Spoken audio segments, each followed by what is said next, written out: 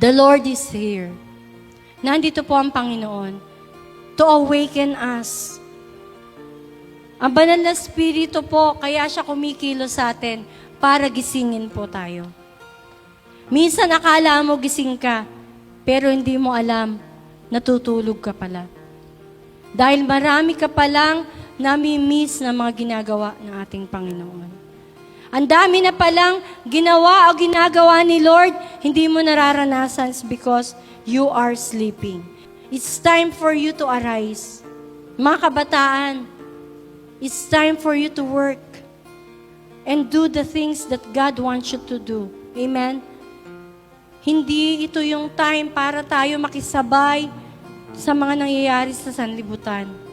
Dahil may ibang ginagawa si Lord sa atin. Amen po ba? Hindi natin pwedeng i-compare yung buhay natin sa buhay ng kapitbahay natin na hindi nakakakilala sa Panginoon. Tama po ba?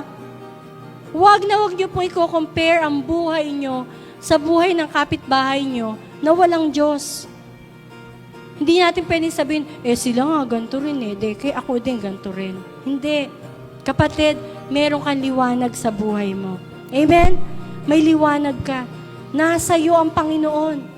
Nasa iyo ang kapangyarihan ng Diyos.